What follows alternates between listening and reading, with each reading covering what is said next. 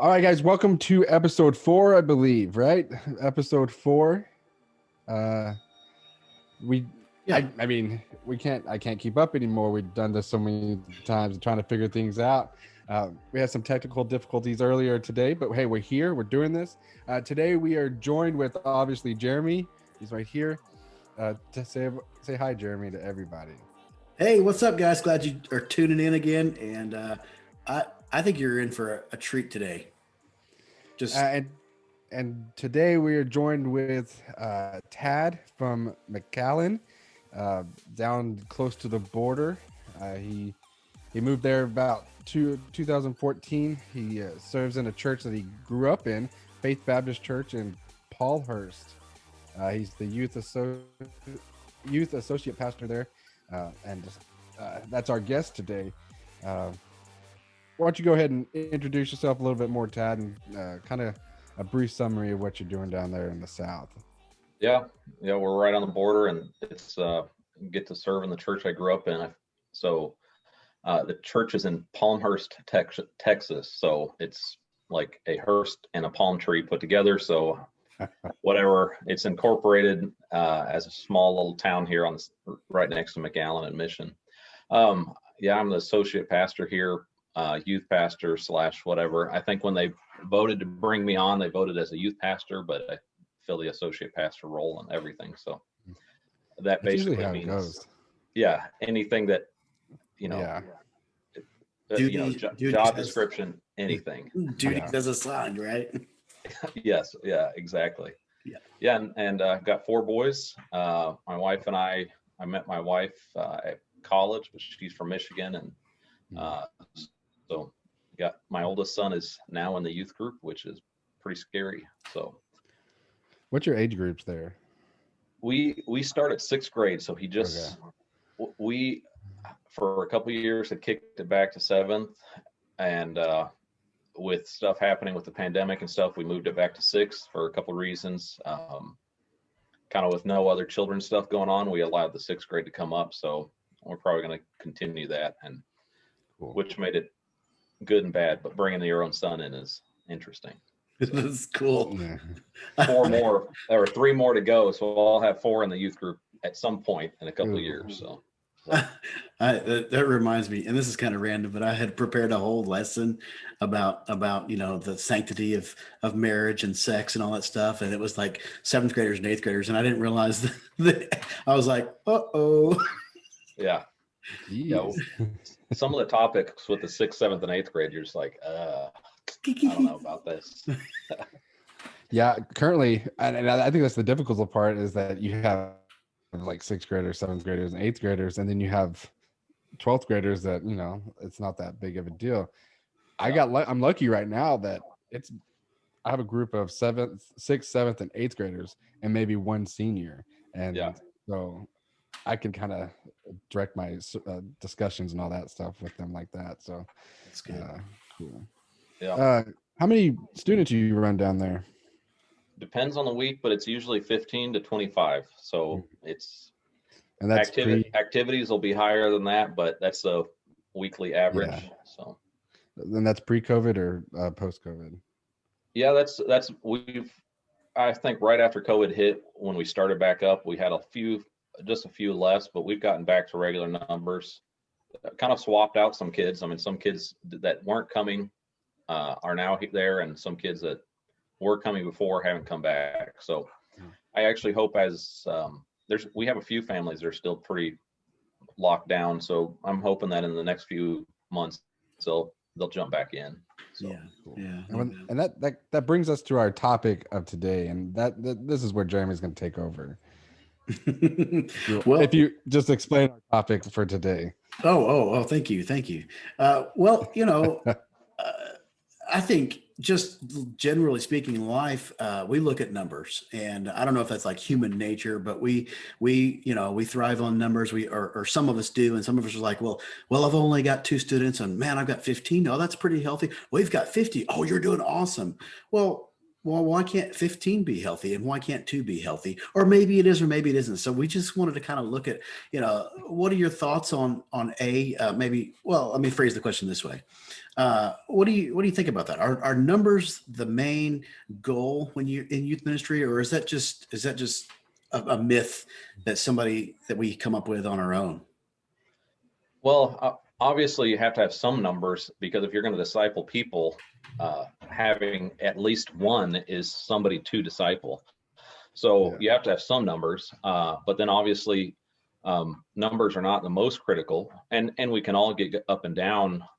If I have 15 to 25, and I have 10 show up on a night, then I'm disappointed. But if somebody has 200 and only 150 show up, that would be incredible for me. I wouldn't even know what to do, right? But for Yeah. them, they'd be disappointed because 50 kids didn't show up. So when we focus on just the numbers, oftentimes I think we miss what's most important. So the kids that do show up, or the people that are there, we disciple the ones that are in front of us and work with them.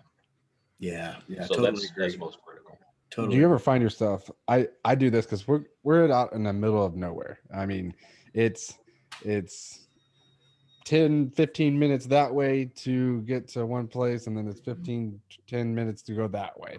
And I mean, we're right in the middle between two towns, and uh, we struggle to have parents and bring their kids all the way out here. And uh, those times where I find myself like, am I even going to do anything tonight? Because there's Yeah. only like two or three. And I think that's why we brought up the topic is currently post COVID, me personally is struggling to get the kids back. And Yeah. pre-COVID, we had 15 to 20. Yeah. And now, like this past Sunday in Sunday school, I had 2.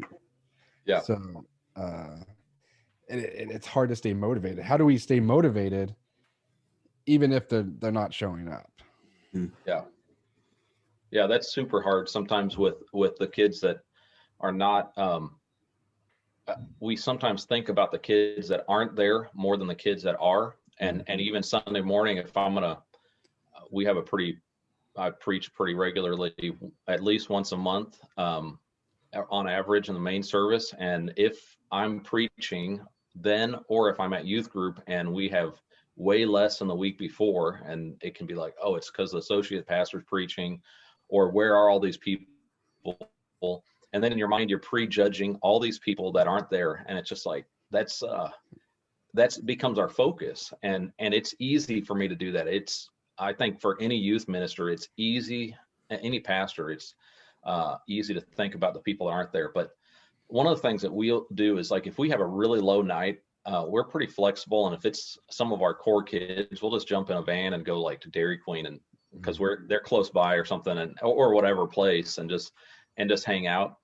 Or we'll just turn it into, if it's going to be, I prepared a lesson for 20 and now it's 5 or 10, which happens pretty often because we keep doing youth group in the summer. And there's sometimes that we have real low numbers in the summer and everybody's on vacation, and I didn't expect that. Then it just turns into more of a small group, and we'll sit around a table and talk about what we're going to talk about, instead of it being so much of a expository message or something like that. Yeah, Totally. So another question would be, how do we keep sharing the gospel on, even if we do get discouraged by the numbers? Like, how do we stop ourselves from not doing what God called us to do, even though it is those 5 or 10 students that we have? Yeah, probably. I mean, I don't know if I'm different than everybody else, but my hardest time is not right then when I'm with the 5 or 10 that show up and the low number. I can manage right then, right? That I can, those 5 I can minister to. I'm thinking about the ones that are gone, but if it's just 5 and I was expecting 15 or 20 or 200 and I only had this many, whatever. When it's just that really small group, I can focus on them and I can actually enjoy being with them then. But what happens for me Thursday night after, or Wednesday night and Thursday morning after youth group, and it was really low, that's when the devastation starts to set in. Or like like the real frustration. And so Thursday morning is not the time for me to make a decision on give up, do, it's not worth it or whatever. I probably ministered decently to those 5 kids that night because I know they're right there in front of me. So I minister to them. I keep doing that. But then the motivation to prepare for the next week and say, I need to share the gospel that week, or I want to get ready for Sunday school on Sunday. That motivation is all of a sudden just cut there. So it's like part of it is just have a routine and a discipline of I'm going to go forward with this. I'm going to keep doing what I'm supposed to, and I'm not going to give up over one night or over even a series of, July is a terrible month for like ministry. So like, I mean, it's great in some sense, but if you have 5 kids show up for 4 weeks in a row, it can be real devastating. And you keep thinking, am I sharing the gospel well? Am I doing? And it's like, keep faithful, keep ministering, keep contacting those other kids. And maybe after a month of bad stuff, you start thinking, now what do I do? Reevaluate. But even then it's, don't make snap decisions on what to do. Just keep faithful. So, well, I don't think you're the only one, because when you said it's usually Wednesday, like after church, or Thursday morning, where you're just like, man, that this sucks. Yeah. No, I would say, at least personally, that's what I go home and I'm just like, man, what am I doing wrong? And what do I need to do differently? And I think that, I don't know, I can't speak for everybody, but I think that's everybody's like, what are we doing wrong? Especially in the times that we are in now. Mm-hmm. So like during the COVID times, I think we started out big. As soon as we closed our church before the governor said, hey, you need to shut your church down. Yeah.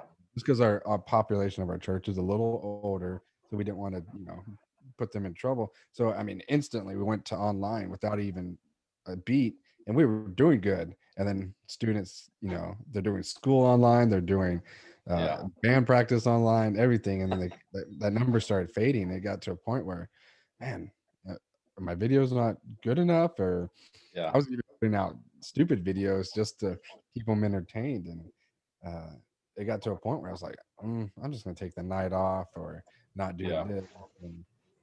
And I think making sure that you stay going forward, no matter what the previous night was, is important. So yeah, totally. One of the things that I think about when I think about numbers and I think about, discipleship is just like Jesus's 12. He had the 12, and then he had the 3, right? Or just the 3, just him and the 2 others.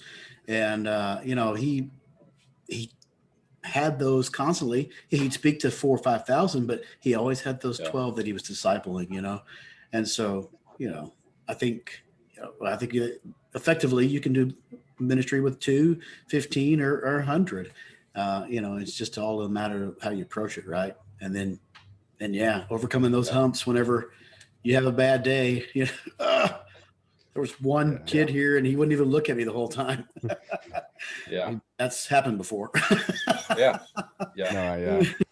So it's good. What was I about to say?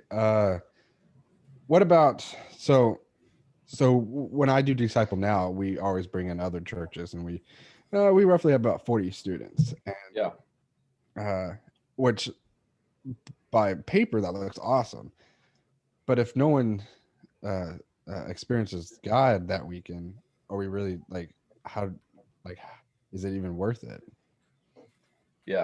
I think that sometimes even as we get ready to go into the camp season and different things like that, it's sometimes about decisions and about numbers, and that seems to be the case. But probably we all remember like certain times where we made decisions, or there was a sermon or a weekend that was impactful. But I think we have to remember, like, discipleship and growing more like Christ. I mean, that's a lifelong process. And so we talked about like mountaintop experiences, getting, like camp D-nows or whatever. Those can be great. But if those 40 kids just heard the word of God, and having the word of God impacting their heart day after day, week after week, it can make a big change over time. I would rather, in fact, I remember this as a teen. I had a friend that was in this church that we went to here. Every time we went to camp, every time we had a special thing, he would rededicate his life to Christ. He would get saved. He would be called into the ministry. He would whatever. And it's just like always an incredible testimony. And today he's not in church. He's not following God. He's not, and that's, God may still work in his heart, but it was that mountaintop experience, and he always wanted that high. And sometimes it's those are the kids that they may do really well, but sometimes those kids that aren't telling you they made a decision, or they are just internalizing everything. They may be the ones that actually are changing. I mean, I wasn't the one that I gave a testimony every so often when I was a kid, and I made those decisions, but sometimes it wasn't public. And the youth pastor probably wishes I would have said it, because that would have like affirmed what they're doing is good. But often it was quiet in my heart, so that may be that's a good reminder to think of. So I think everybody has that one kid or two kids that will always go forward. You're like it's like the last night of camp, and you look back and you're like, yeah, he's on his way. So and I remember my first Disciple Now as a youth minister. I helped with Disciple Now, and all I wanted was at least one kid to go forward. And never, it took, I think, 2 years before a kid went forward in Disciple Now. And I'm like, finally, we had 120 kids come through here the last 3 years, and finally one kid gets it. And, and then I think that makes up for those nights that you have the 5, you have the 2 that, okay, that one kid now knows and accepted Jesus. The last 364 days don't mean anything. I mean, we had the ups, we had the downs. That kid knows Jesus now, and that's what's important. Even if he was the one kid that came every Wednesday, eventually that one kid maybe just needs to hear, maybe needs that one-on-one. I have a student now that he doesn't come now because he's the pandemic doesn't have the father figure in his life. And I would make sure that we're just have a conversation, and it could be a conversation about what's going on in his life, or he likes trains a lot, and we've sat and talked for 2 hours about trains, and he was the only kid there that night. So I think sometimes when we get wrapped up in the numbers and trying to share the gospel, sometimes kids just need someone to talk to, and it's hard to remember that, especially when your job is based on sometimes numbers. The church doesn't see the work you put in; they just see the numbers that are showing up on Sunday morning and Wednesday night. So I think conversations with students, no matter what it's about, is important, even if it's just one kid. So if I can put more, I mean, I have some money in the budget to just take kids out to lunch or whatever, and those can be way more fruitful. Those times, or those breakfast or whatever, just hanging out can be way more fruitful than a Wednesday night, just discipling 2 or 3 Sunday after church, just being like, hey, who's ready to go, or you guys do anything? And their parents are good with me, just take them, and they'll just go eat with my family, and they'll just hang out, and we get some conversations, and all of a sudden it helps your material for Wednesday night. Now I know who I'm talking to, and even if it's only those 3 or 4, I still have those same conversations, and they just grow, and that can be that's been helpful in our ministry. I never thought about asking for a budget to take kids out. I'm gonna write that down. You better write that down. You go back and listen to a podcast. Whether it shows up as food for kids, it doesn't show up as that in the budget. It shows up as ministry, and we have one for the church and as far as pastors, and we also have it for as teens. I use it that way, but our me and the head pastor are close, and we use that sometimes. And I mean, man, you're spending $25 for you and 3 other kids to get pizza. We have a Pizza Hut just down the road, and it's like, 2 large pizzas, a Cokes for everybody, and an hour and a half of laughing conversations. Yeah. Asking them about whatever they're, doing in school, hanging out with their friends, what sports they're playing, and then, how's it going? You spend any time with the Lord? Are you doing anything in your devotions? Are you reading it all? If not, how can I help you get started? What are some things I can pray for you about? Those kind of things are ministry happening around food is happened a lot with Jesus. And so I take that upon myself as something I need to do. Yeah. It's biblical, right? Yeah. There you go. The Passover meal. I mean, we're going to talk about this, this week, but I mean, they spent, I jokingly say it, but you look through the Gospels and you see Christ constantly was eating with sinners, with his disciples, with people. And around meal times, you talk really well. And so if I focus only on who was there Wednesday night and those numbers, it can get discouraging. But the most encouraging things, had lunch on Monday with he's a 21-year-old. He's through our youth group. He's helping out a little bit now, but man, that was way more fruitful, that one-on-one time with him than, me preaching a message to him. I mean, not that the message is unhelpful, but that was really impactful. Oh yeah. I mean, and to think about the way I think about it is we should be playing the long game, right? We might hear from students that we haven't talked to in 4 or 5 years, maybe 10 years, and they're reaching out to us because either we have built that rapport and trust with them while they were in our youth ministry, and they are looking for somebody to talk to. And it just happened this weekend at Jacob's wedding. I reconnected with one of the students, and we just had a wonderful conversation.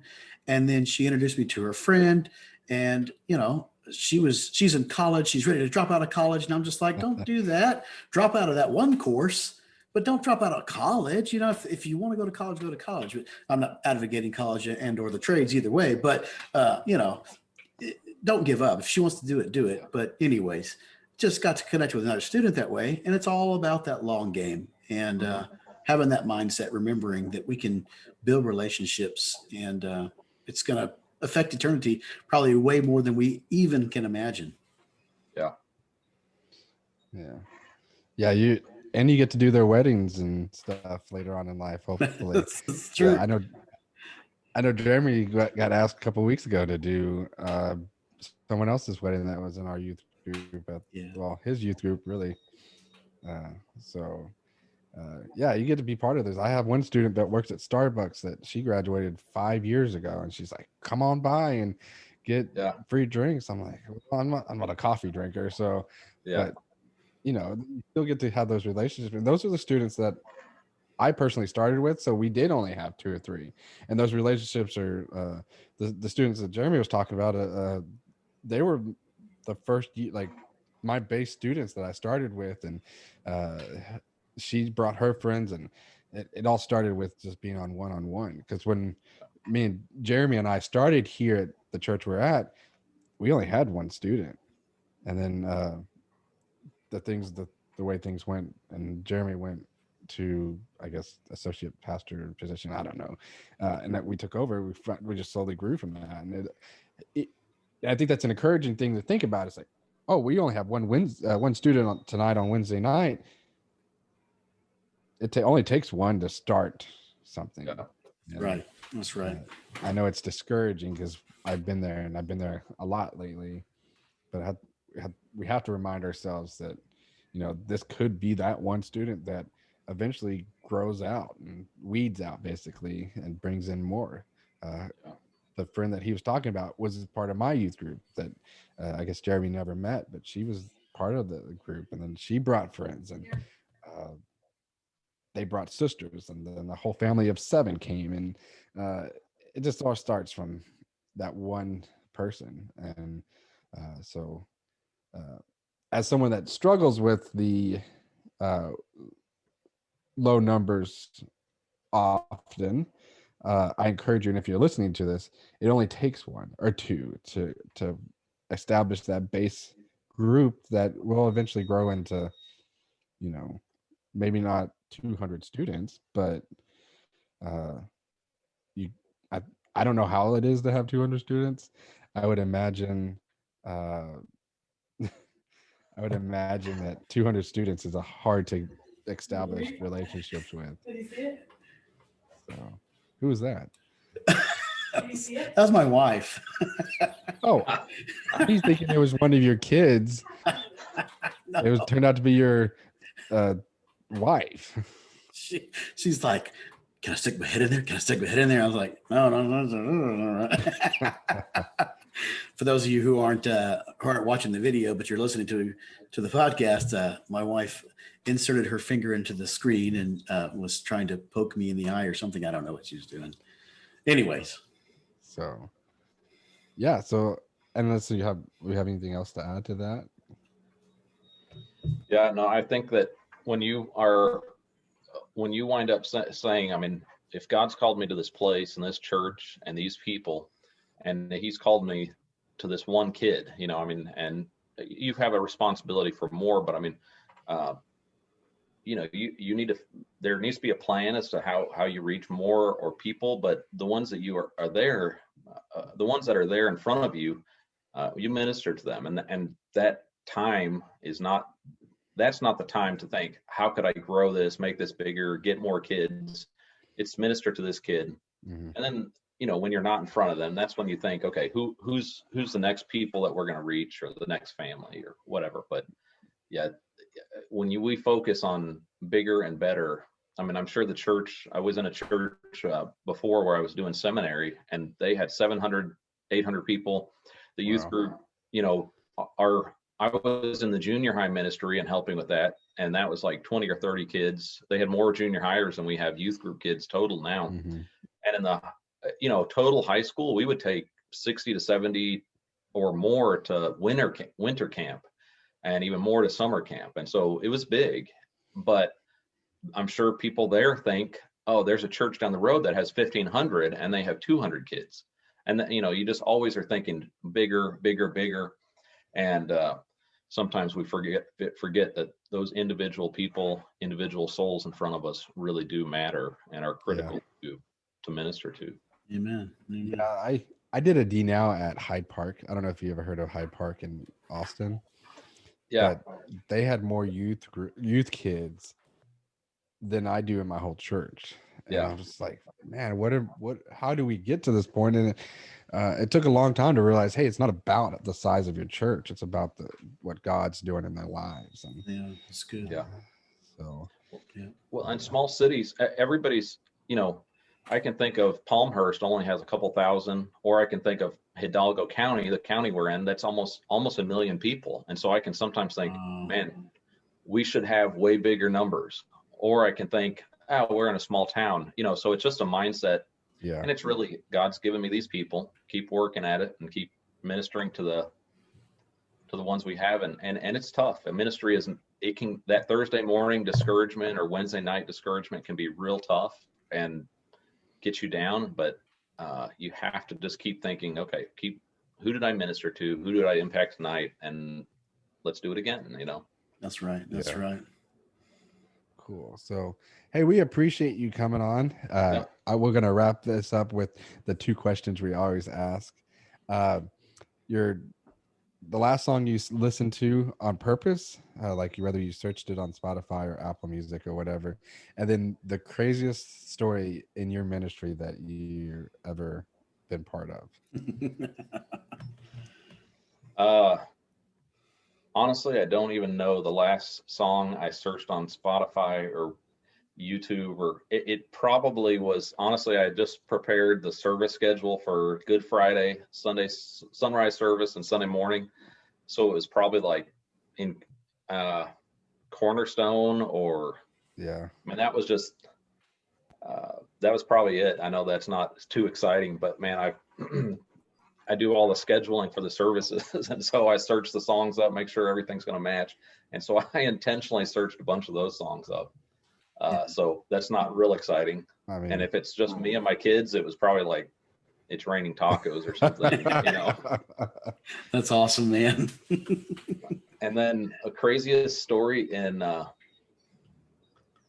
don't know, we've had some crazy ones. I mean, probably one of the craziest and hardest is when you're telling the kids one of the, so this, I don't know that it's that crazy, but it's one that's funny to tell. So we had you take junior hires to camp, and it's their first time away. And so they don't have to take a shower. They don't have to do anything. And so at the end of the week, and this was when we went to Arizona, was going to Arizona for camp. That's an 18-hour drive for us. So we stay overnight somewhere, and it's an awesome trip. It's fun. Everybody, even the road trip's pretty cool. We got a call on one of the trips, and the parents were like, hey, you have to stop because, or you have to tell my daughter to turn off her hotspot because we've already got a bill that's over like $700 because we were driving. He was letting everybody use it. So, but these junior high boys at the end of the week had not taken a shower. And so I told them, and I told their counselor, and they were like, they were with other counselors there. And he's like, I am so sorry. I didn't even know this. And so I told two of my senior boys, I said, if those guys don't take showers by tonight or tomorrow morning when we get on the bus, they are sitting between you all the way home on the ride. And so those senior guys helped those junior high boys be sure to get showers. And so sometimes being creative is interesting. And unfortunately, that same trip, I had to tell one of the senior girls she had to take a shower too because she didn't realize how bad she smelled and that she hadn't brushed her teeth like 3 days. But the senior girl was really tough, and that's no joke. But that's the crazy part of the story. No, junior high boys, it's no surprise. Senior girl, I was like, oh boy, this. But that's I had funny. To be blunt. It was, and she got the picture. So that's funny. We were planning for our D Now, and we did D Now on campus this year, and we only have one shower in the whole church. And so I was like, what do I do? Well, I stuck all the junior high boys with that one shower, knowing that it's probably not going to be used very much. So sent the girls elsewhere. But cool. Jeremy, you have a song you listened last time you looked up? Well, yeah. I mean, I think the Resurrecting, that the worship song. I thought, is that Hillsong or is that? I think it's Hillsong. Yeah, I really like that. Just the way the lyrics describe this Passion Week, and then he's in the grave, but he's not going to be there very long. And I just love that build of that song, and just the way that it's not just a song; it's like a piece of art almost. It like builds, and it's like boom, he's resurrected. He's alive in heaven, and I just love that song. Cool. Well, I looked up. Oh, go ahead. Oh, Death is Arrested is probably one I looked up this week. Two of the teen girls are singing that this week on Sunday morning. So I was looking that up. Awesome. My song that I looked up was that David Crowder came out with a new song on Friday called He Is. And I'll be honest, I wasn't a fan of Crowder's last CD or album or whatever you call it nowadays. But this one is turning out to be good one. So if you haven't listened to it, it's called He Is Crowder. It's on the Milk and Honey album that he's coming out with. It is just in time for Easter. It's perfect. So yeah, that's the last song I've listened to. I don't have any crazy stories I could think of, but I played He Is right before service on Sunday morning. Yeah. And my campus pastor was just like, "Oh yeah, that's what I'm talking about." He was digging it too. So yeah, good song. It's a good one. So. Yeah. Well, if you're tuning in and you're trying to find us, we this is kind of on the back end, but either way, you can find us on Apple Podcasts, Google Podcasts, Spotify, SoundCloud. If you want to watch us, you can tune us in on YouTube. But you're also on Facebook. What's up? We're not very good looking. So don't don't be like, oh, I'm not listening to those guys because of the way they look. So They don't Well, look that's like what you brought guests in for, right? yeah. Kind of deter the looks. Tad, where can we find you on the social media? I'm on Twitter. I think at T Wychopen. I believe that's what it is, but I don't tweet much. I'm on Facebook, as Tad Wychopen, and Instagram. I'm on there a little bit at, I think Tad the Rad. It is, yeah, Tad the Rad Dad. So that's Tad the the Rad Instagram. Dad. Love it. Yeah. That's funny. That was started a few years ago, and so it just sticks. I think you were born for that username. Yeah, my dad is named Tad as well, and so I got all kinds of dad jokes from my dad, Tad, and so my kids have to endure them as well. Oh, that's awesome. That is awesome. And hey, and if you want to be a guest on the show, we would love to hear from you. Youth pastors are pastors too. That's TOO @gmail.com.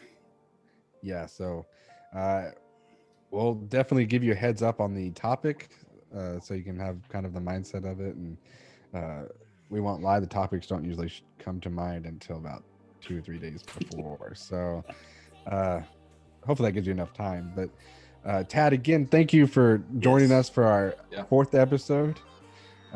It's hard to follow up Johnny with his crazy story. But I think you knocked it out of the park with our discussion, and we didn't have to cut the Zoom in half like we did last time. So Jeremy, have anything else you want to add? Hey man, I think we should do it again next week. What about you? Oh yeah,